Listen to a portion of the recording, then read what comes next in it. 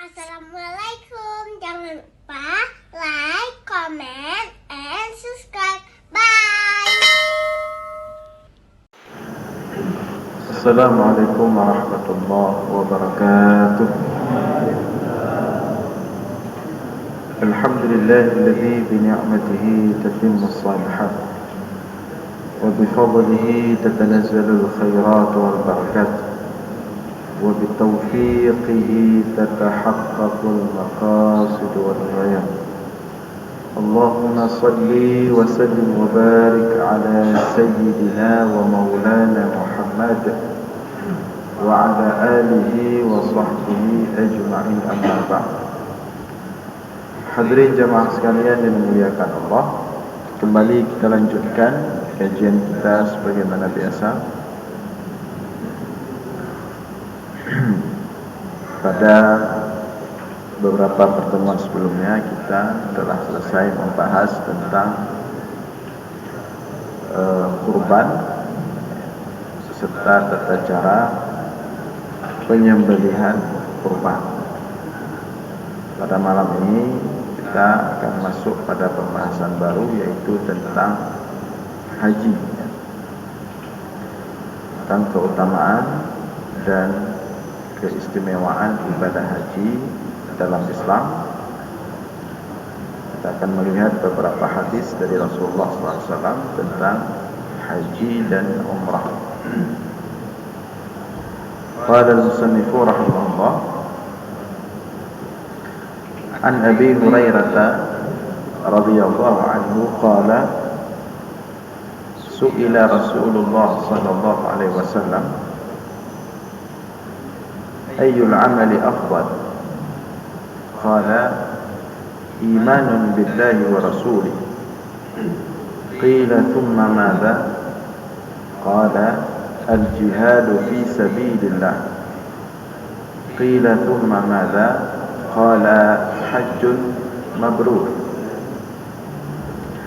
Dari Abi Hurairah radhiyallahu anhu, ia berkata, su'ila Rasulullah SAW, suatu ketika Rasulullah ditanyakan oleh seorang sahabat, ayyul amali afdal, apa amalan yang paling utama?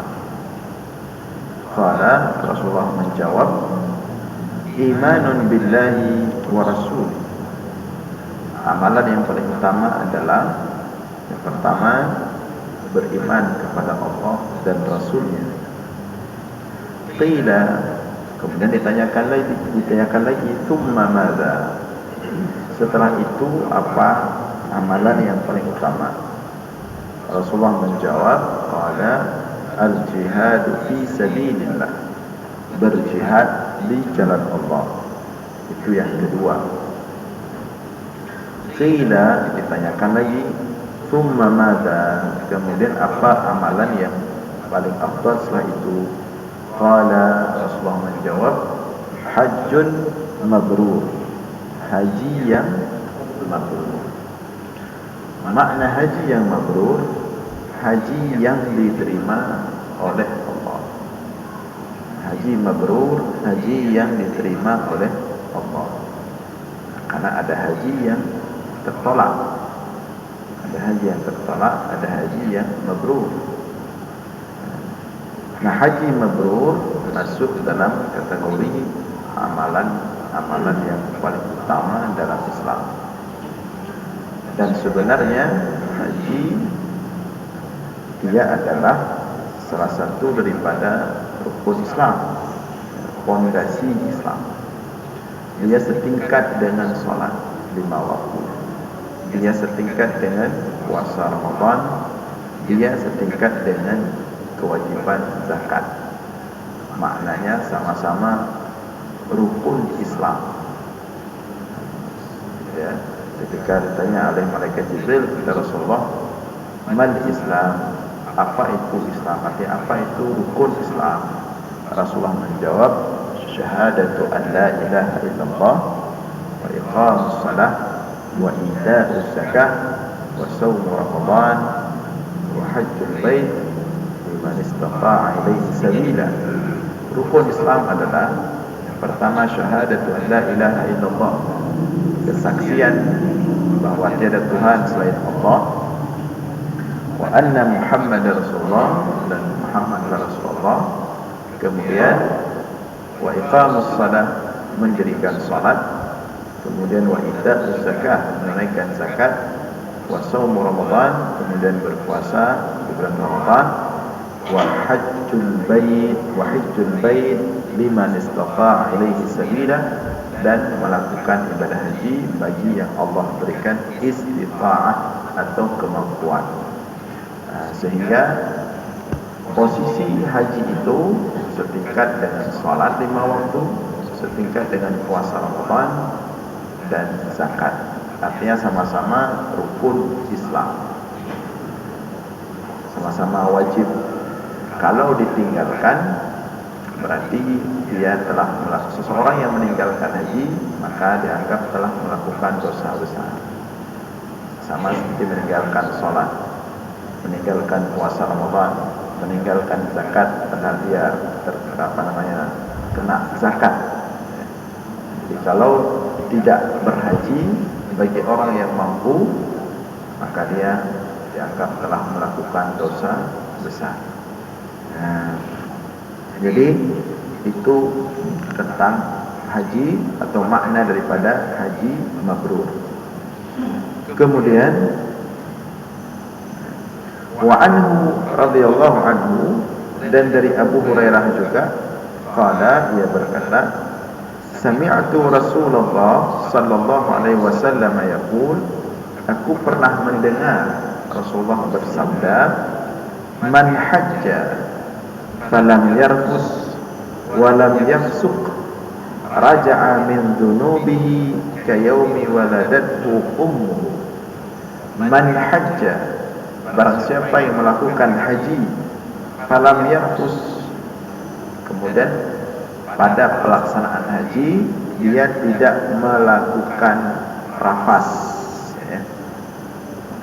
Rafas itu perbuatan keji, al-fuhsh, ya.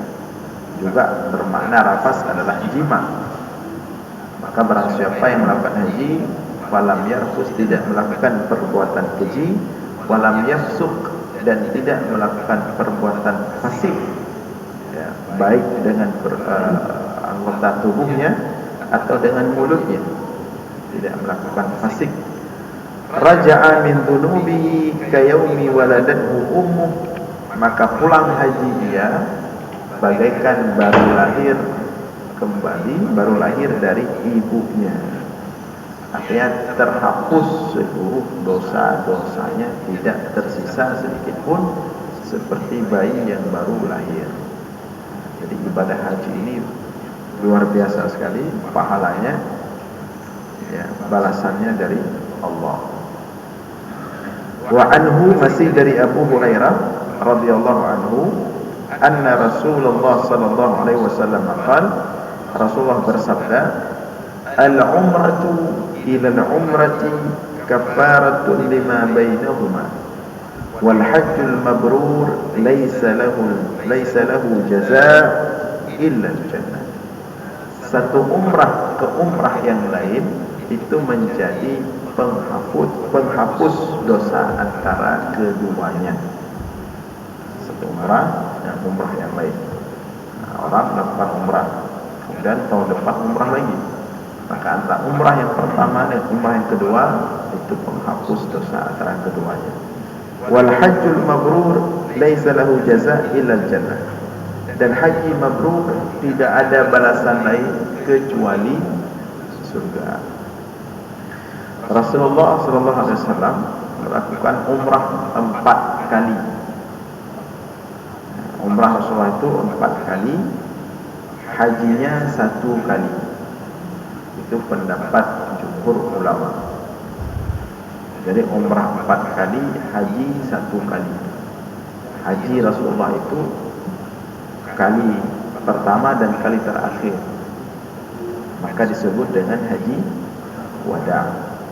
Itulah Rasulullah pertama haji dan itulah terakhir Rasulullah haji. Nah, kalau umrah 4 kali.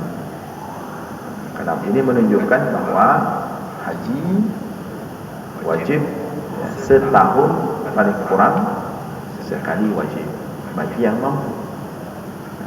Tapi kalau umrah silahkan, mau pergi banyak-banyak boleh, tapi dengan syarat harus dipastikan kita sudah mendaftarkan haji dulu.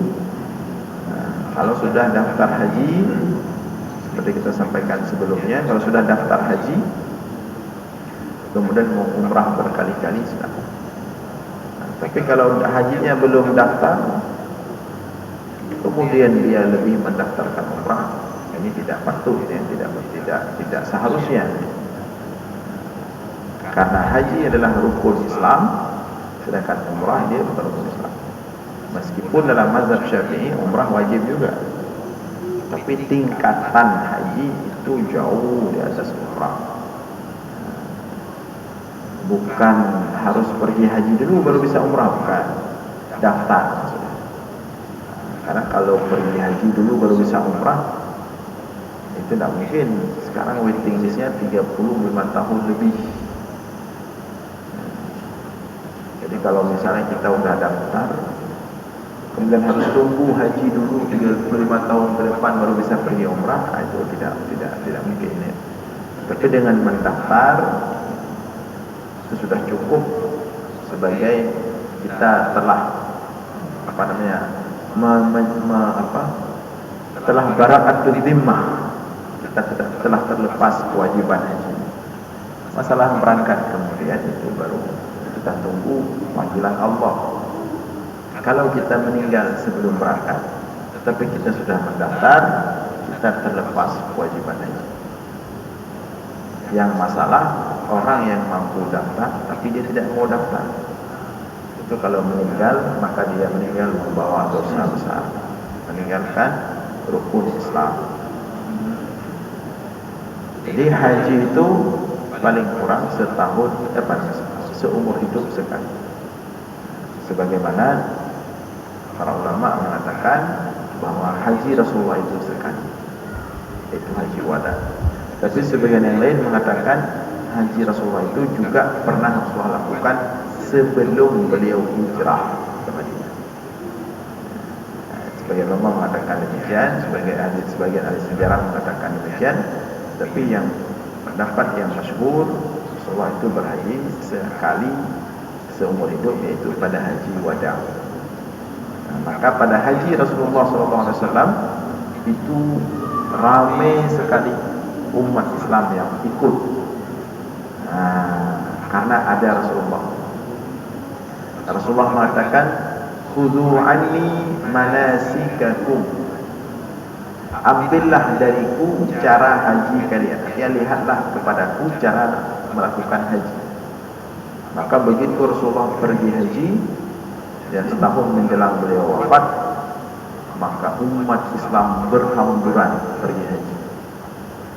Karena saking ramainya umat Islam yang haji ketika itu, maka Rasulullah melakukan rangkaian ibadah hajinya itu menggunakan kendaraan berupa keledai. Jadi biar lebih tinggi posisinya, di atas keledai Rasulullah tawaf pakai keledai ke Arafah, ke Mina dan seterusnya, ya, pakai keledai supaya umat semua bisa melihat bagaimana cara Rasulullah melakukan ibadah haji. Sehingga itu kemudian, padahal Rasulullah bisa saja pakai onta. Rasulullah kan punya onta yang gagah. Rasulullah bisa saja pakai kuda, banyak kuda, tapi Rasulullah pakai onta. Untuk Rasulullah, pertama tujuannya agar bisa dilihat oleh umat Islam bagaimana cara haji yang benar. Tapi Rasulullah menggunakan onta untuk menunjukkan kesederhanaan Rasulullah Sallallahu Alaihi Wasallam. Maka kalau pergi haji atau pergi umrah, nggak usah terlalu diburu fasilitas VIP-nya. Ya. Yang penting nggak parah-parah kali fasilitasnya. jangan terlalu diburu VIP. Ada orang pergi haji mesti kelas VIP sekali. Sederhana saja, seperti cara Rasulullah melakukan haji dan umrah. Tidak mesti kamar-kamar khusus yang harganya yang langsung bisa melihat Ka'bah ke bawah. Walaupun boleh-boleh saja, tapi kalau mengikuti cara haji dan umrah Rasulullah itu Rasulullah lakukan dengan sangat sederhana. Buktinya Rasulullah pakai keledai. Kenapa Rasulullah nggak pakai onta saja? Kenapa Rasulullah nggak pakai kuda saja? Kenapa pakai keledai? Rasulullah ingin melakukan haji itu dengan penuh kesederhanaan, tidak dengan kemegahan, atau dengan kegagah-gagahan, kemegahan, kebesaran, kesederhanaan. Maka itu mesti diperhatikan oleh siapapun yang berangkat ke sana, baik untuk pergi haji maupun umrah. Khairul umur awsatuha. Jangan terlalu bermewah-mewah di sana, tapi jangan juga terlalu serba kekurangan, nanti susah sendiri juga. Misalnya saya nggak apa-apa, saya yang murah-murah saja, walaupun jarak antara hotel ke Masjidil Haram itu 3 km. Begitu setengah perjalanan saya sesak nafas, susah orang juga. Jadi tidak terlalu memudah-mudahkan, tidak perlu memewah-mewahkan. Khairul umur awsatuha, jalan tengah saja. Tidak cari terlalu VIP sekali, tapi juga tidak terlalu di bawah sekali. Pokoknya yang sederhana, standar-standar biasa dan sederhana itu lebih mulia, sebagaimana yang dipraktekkan oleh Rasulullah Sallallahu Alaihi Wasallam. Nah, kemudian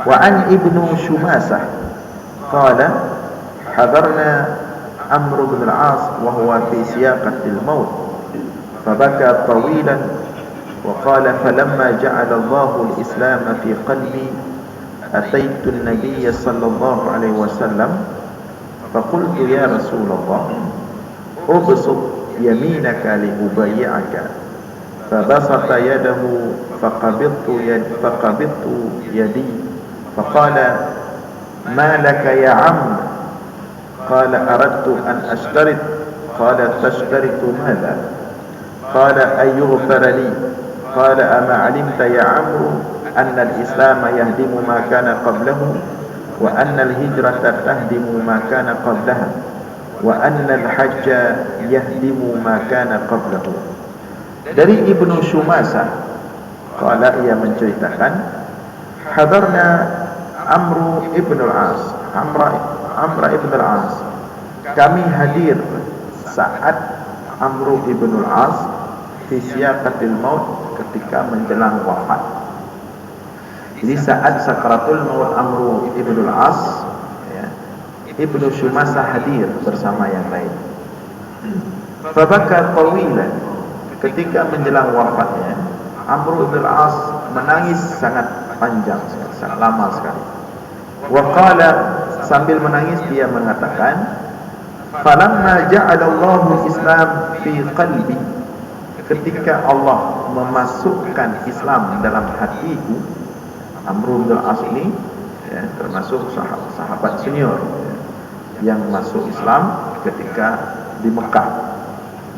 Jadi ketika Islam Allah masukkan dalam hatiku, ataitun Nabi sallallahu alaihi wasallam, aku langsung mendatangi Nabi Muhammad sallallahu alaihi wasallam. Jadi begitu Islam itu mulai tertarik dalam diriku, maka aku langsung mendatangi Rasulullah sallallahu alaihi wasallam. Faqultu, aku berkata kepada Rasulullah, ya Rasulullah, ubsut yaminaka li ubayyi'aka.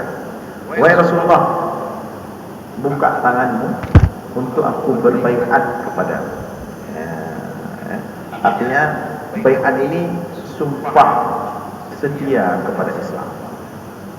Jadi para sahabat itu ketika mereka masuk Islam itu bukan main-main, bukan biasa-biasa saja, betul-betul serius, hidup mati mereka. Ini ada sumpah setia. Tidak seperti sebagian kita hari ini, ya, mungkin kalangan-kalangan tertentu yang masuk Islam itu karena tren, tapi gayanya tidak berubah sebelum dia Islam. Hidupannya masih seperti sebelum dia Islam, hanya dia beragama Islam saja. Para sahabat kalau mereka masuk Islam, contohnya seperti Amr bin As ini, dia datang ke Rasulullah, dia katakan, "Ubsut yadaka, wahai Rasulullah, buka tanganmu, hamparkan tanganmu seperti ini, li ubayyi'aka, untuk aku berbaiat kepadamu." Fabasata yadahu, maka Rasulullah membuka tangannya seperti ini. Faqabidtu yadiya faqala, maka kemudian aku menggenggam tangan Rasulullah, pegang begini. Faqala ma laka ya Amr, Rasulullah bertanya, wahai Amru, kamu mau apa? Qala Amr bin As mengatakan, aradtu an ashtarit, aku ingin berbuat janji terhadap Islam. Artinya saya mau masuk Islam tapi harus ada janji, ada perjanjian. Qala tashtatu ma, apa perjanjiannya ingin engkau lakukan, engkau buat? Qala ayyughfarali, aku ingin begitu aku masuk Islam seluruh dosa aku diampunkan oleh Allah. Qala, Rasulullah mengatakan, ama alimta ya Amru annal islama yahdimu ma kana qablahu, tidakkah engkau tahu wahai Amr bin As bahwa sesungguhnya ketika seseorang masuk Islam, maka Islam akan menghapuskan seluruh dosa yang telah dia lakukan sebelum Islam. Wa annal hijrata tahdimu ma kana qablaha, dan sesungguhnya hijrah dari Mekah ke Madinah waktu itu juga dapat menghapuskan seluruh dosa sebelum hijrah. Wa annal hajja yahdimu ma kana qablahu, dan sesungguhnya juga haji menghancurkan seluruh dosa yang ada sebelum pergi haji. Makanya orang pergi haji bawa dosa, begitu pulang haji dosanya telah gugur semuanya. Jadi kalau mau mengecup orang tidak berdosa, kecuplah jamaah haji yang baru pulang, karena mereka baru saja gugur daripada seluruh dosa. Tapi begitu pulang haji, karena sudah baru gugur dosa, jangan diam di rumah, nggak keluar-keluar lagi, nggak aktif lagi, nggak mana-mana lagi, dengan alasan baru pulang haji. Justru orang pulang haji itu gugur dosanya, bawa semangat baru, bawa semangat baru, harus lebih aktif dalam menebarkan kebaikan. Jadi jangan pulang haji menghilang. Mana bapak itu? Semenjak pulang haji tidak pernah nampak lagi. Justru setelah haji itu harus lebih tampil berbuat kebaikan. Karena kan pergi haji ini, orang pulang haji ini dia telah menjadi duta-dutanya Allah. Haji ini kan seperti pelatihan. Kita seperti misalnya kita dalam hal birokrasi, dimanapun kita bekerja kan ada namanya pelatihan peningkatan mutu kerja. Dibuat pelatihan kadang-kadang keluar daerah sana, dilatih kita 1 minggu, 3 hari, ya. Agar ketika kita selesai pelatihan kerja, kita lebih punya attitude yang bagus, lebih profesionalitas dalam bekerja, lebih semangat. Begitulah haji. dipanggil oleh Allah ke sana hampir 1 bulan, ya. Kemudian dilatih di sana melalui rangkaian ibadah haji yang sangat-sangat sakral dan bersahaja. Bukan untuk kemudian nikmat ibadah sendiri, selesai haji selesai, tidak ada tanggung jawab apapun.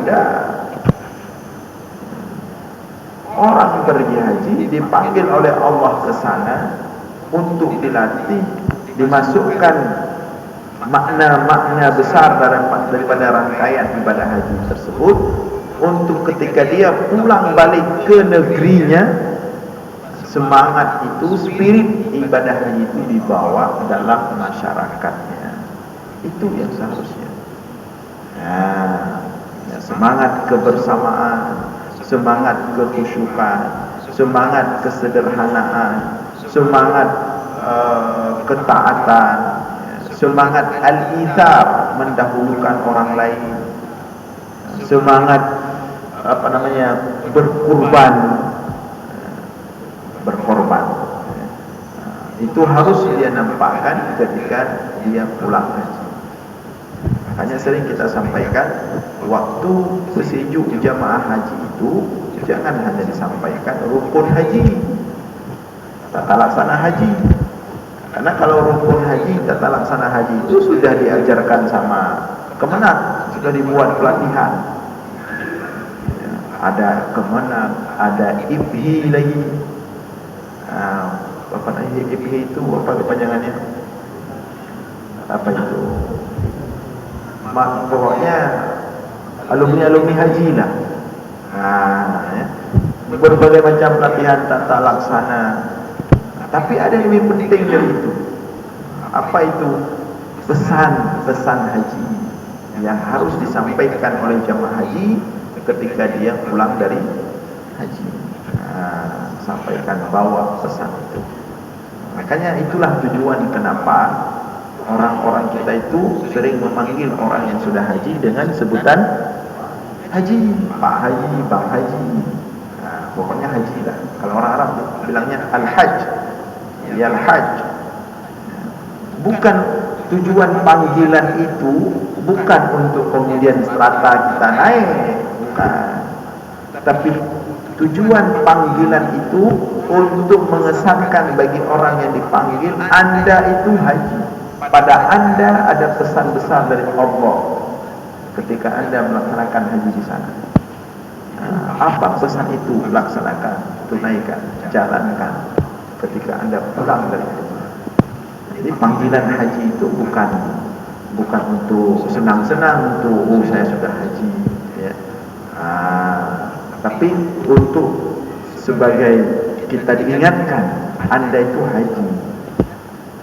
Ketika dipanggil, seperti orang dipanggil dengan gelar apa istilahnya profesor, Anda itu profesor. Anda jangan main-main, Anda profesor. Profesor itu orang yang sudah mendalami sebuah spesifikasi ilmu. Hasilnya apa? Maka dipanggil prof, guru besar. Jangan main Anda. Ketika dipanggil, kenapa dipanggil ustaz? Kenapa dipanggil ulama? Kenapa dipanggil? Itu bukan untuk apa istilahnya? Ada tanggung jawab besar di situ. Ya, ada tanggung jawab besar yang harus ditunaikan. Makanya kalau orang sadar makna itu, dia nggak mudah senang dengan panggil itu. Dia nggak mudah senang dipanggil Tengku Ustaz. Kenapa dia nggak senang? Berat hatinya. Karena besar tanggung jawab di balik panggilan itu. Dia nggak nyaman dipanggil profesor, guru besar, karena besar tanggung jawab di balik itu. Orang sudah terlanjur berpikir ketika guru besar, profesor itu orang sudah menguasai sebuah spesifikasi sebuah disiplin ilmu. Ya. Demikian juga haji. Ya. Orang nggak mudah senang dipanggil, justru dia merasa berat karena tanggung jawab yang besar dari haji tersebut. Makanya itu harus dipertimbangkan. Yang sudah lama haji, Jangan juga hilang semangat hajinya. Begitu berulang tahun musim haji, semangat lagi bahwa dulu kita juga pernah haji. Yang belum berhaji juga demikian semangat. Setiap berulang tahun musim haji, minta sama Allah agar segera diberangkatkan haji. Jadi itu tujuan daripada haji. Bahkan sebenarnya tujuan spesifiknya adalah untuk menciptakan persatuan. Karena kan haji itu lambang persatuan umat. Persatuan umat Islam terbesar setiap tahun itu adalah di musim haji. 6 juta, 5 juta atau 6 juta orang berkumpul di satu tempat pada waktu yang sama di puncak haji, yaitu di hari Arafah, di padang Arafah. Maka Allah mengatakan Al-Hajju wa Arafah, di padang Arafah. Itu 6 juta, 7 juta. Kemudian baru setelah itu perkumpulan-perkumpulan lain di Bangladesh, di Pakistan, di apa lagi? Di apa satu lagi? India. Itu juga perkumpulan terbesar, alhamdulillah. Tidak mudah itu. Kemudian yang ketiga, perkumpulan orang Indonesia pada momen 212. Itu ramai juga itu. Maka haji itu puncaknya adalah persatuan umat menghadap kepada Allah, sedang dalam keadaan tadarru', merendahkan diri, berdoa kepada Allah sepanjang hari di padang Arafah. Maka siapapun yang pergi haji, pulang ke Indonesia, pulang ke kampung masing-masing, pulang ke negeri masing-masing, pesannya adalah persatukan umat dalam menyembah Allah, dalam merendahkan diri di hadapan Allah. Itu pesannya. Rangkul umat. Makanya orang yang haji itu tidak boleh lagi terlalu dalam kelompok-kelompok tertentu. Dia harus jadi penengah. Dia harus jadi penengah. Haji itu penengah, pemersatu. Jadi haji itu tidak boleh lagi memecah belah dia. Penengah, pemersatu. Jadi kalau di kampung itu ada konflik, harusnya yang kita panggil siapa? Haji. Ini ternyata dalam konflik masuk haji. Siapa mau kita panggil? Ya. Seharusnya penyelesai konflik-konflik itu ya haji tadi. Dia sudah semangat memersatu, tidak lagi semangat membuat konflik. Tidak suka lagi bertikai, karena dia sudah menyaksikan bagaimana umat berkumpul di sana. Dia meresapi itu. Setingkat umat berkumpul di padang Arafah, 6 juta orang. Itu mengingatkan kita kepada akhirat, mengingatkan kita kepada kekuatan besar. Bagaimana kalau seluruh umat Islam berkumpul seperti berkumpulnya jamaah haji di padang Arafah? Bagaimana kira-kira kekuatan umat? Bagaimana kira-kira Islam ini? Ya. Kita di padang Arafah itu enggak berdoa, malu kita. Karena orang lain semua berdoa, nangis-nangis. Nangis-nangis orang berdoa di sana, sedih-sedih. Dan berarti kita ajak kawan cucang panah sana. Orang semua dalam ketaatan kepada Allah. Maka itu juga kita bawa semangat itu. Bagaimana agar orang bisa semua taat kepada Allah? Hidupkan lingkungan yang taat kepada Allah. Ciptakan lingkungan yang taat kepada Allah. Siapa yang menciptakan lingkungan itu? Adalah alumni haji. Ciptakan lingkungan itu. Jadi alumni haji ini harus menjadi penggerak terdepan setiap semangat keagamaan di kampung-kampung. Ya, majelis ilmu harus haji-haji yang menggerakkan terdepan. Dakwah-dakwah, kegiatan-kegiatan keagamaan. Jadi setelah haji itu nggak boleh lagi sendiri-sendiri ibadahnya. Kalau sebelum haji boleh sendiri-sendiri ibadah. Kalau sudah haji nggak boleh lagi. Dia sudah melihat bagaimana ibadah kebersamaan di sana. Ya, dia bawa pesan itu. Kalau kami yang belum haji, bolehlah masih sendiri-sendiri. Ya, belum sampai ke sana. Begitu sampai ke sana nggak boleh lagi. Ya, harus ibadah itu harus bersama, harus mengajak. Ya, tidak boleh lagi tidak mengajak. Makanya itulah tujuan dibuat ibhi. Apa tujuan ibhi itu? Bukan hanya untuk menjaga silaturahim antara sesama jamaah haji yang sudah haji, bukan, tapi untuk menghidupkan spirit haji dalam masyarakat di kampung-kampung. Makanya alhamdulillah ibhi itu luar biasa ya. Sebagian tempat hidupnya luar biasa, walaupun sebagian tempat hidupnya pas musim-musim tertentu saja. Tapi tidak apa-apa ya. Yang penting semangat haji tetap harus ada. Nah, kita lanjutkan sedikit lagi.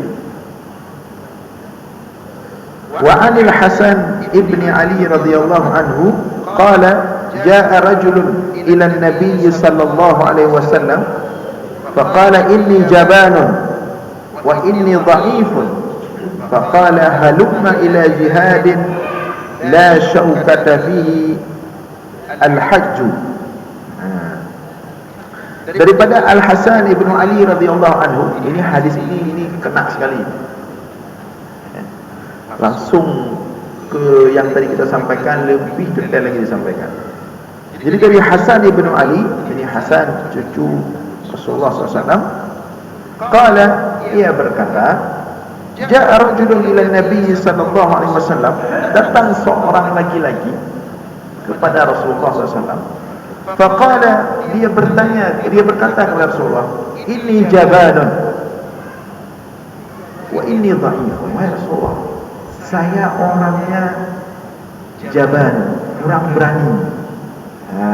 Jaban ini kurang berani berinteraksi dengan orang, malu, kalau bahasa anak muda minder, introvert. Kurang berani tampil, kurang berani muncul, jaban. Wa inni dha'if, saya lemah, personality saya lemah, saya kurang berani orangnya. Bagaimana caranya wahai Rasulullah? Apa aja Rasulullah? Ini obat untuk orang yang suka minder, suka nggak berani tampil. Halumma ila jihadin la syaukata fi. Artinya dia nggak berani untuk jihad yang besar-besar. Maka Rasulullah mengatakan, halumma, kalau begitu kamu berangkat jihad, la syaukata fihi, yang jihad tersebut tidak ada perang, tapi itu jihad. Apa itu? Al-hajju. Jihad itu adalah haji. Makanya orang yang pergi haji tidak boleh lagi sendiri, harus berani. Ini jelas sekali Rasulullah katakan, enggak boleh lagi orang selesai haji itu enggak berani mengajak orang lain, enggak berani bergerak, enggak berani ini, enggak boleh lagi jaban, enggak boleh lagi dhaif. Orang yang sudah pergi haji itu harus pede, harus terdepan. Nanti kalau ditanya, apa urusan Anda ajak-ajak saya, apa urusan Anda buat program-program seperti ini, maka dengan lantang dan berani dia bisa mengatakan, saya sudah haji. Itu kalau seperti itu boleh bangga dengan haji, sebagai legitimasi untuk dia membuat program-program kebaikan dalam masyarakat. Saya sudah haji, saya bertanggung jawab dengan ibadah haji saya, menghidupkan keagamaan di kampung ini. Nah, makanya kalau di suatu kampung kegiatan keagamaannya kurang hidup, maka yang paling di antara yang paling harus ditanyakan adalah kepada orang-orang yang sudah haji. Ini punya kurang hidup keadaan ibadah masyarakat kampungnya pendeknya pada bro haji dengan kampung kubur. Mana orang-orang yang sudah pergi haji? Kenapa di sini tidak hidup menasahnya, tidak hidup salat 5 waktu, tidak ada majlis ilmu, tidak ada majlis ta'lim, tidak ada pengajian? Mana haji-haji? Mereka ada haji-haji beberapa orang, tapi haji-haji kami minder. Kan tidak boleh lagi minder. Kalau sudah haji itu boleh lagi minder. Seharusnya tidak melihat Ka'bah di depan mata. Bagaimana rasanya? Melihat kebesaran Ka'bah, melihat kebesaran Allah saat kita tawaf, saat kita berada di hadapan Ka'bah. Apakah itu tidak cukup untuk menghilangkan rasa minder kita? Kemudian beranjak ke padang Arafah bersama jutaan manusia. Apakah itu tidak cukup untuk menghilangkan sifat kurang berani dan minder kita? Kemudian dari Arafah menuju Muzdalifah juga rame-rame.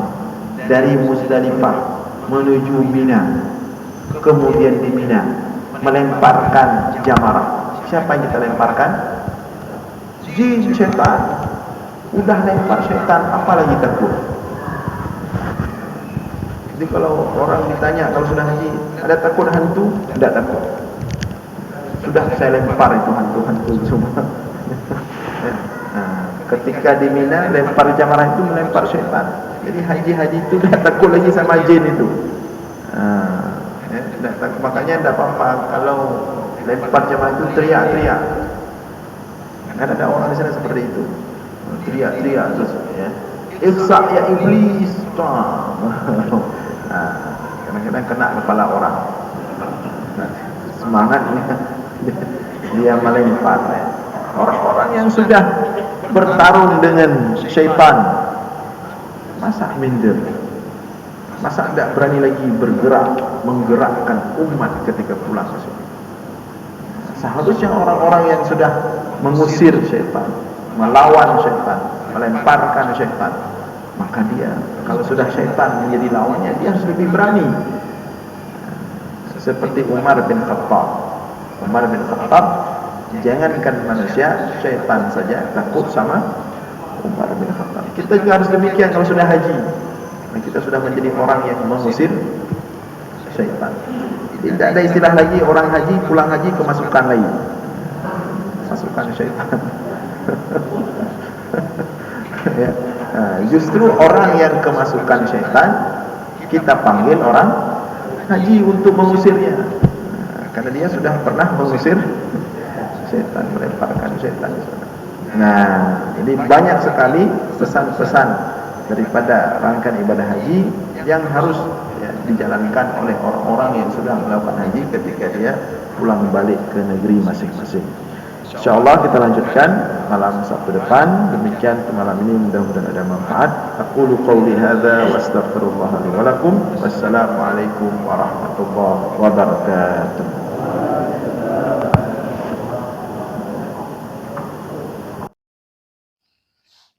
Terima kasih.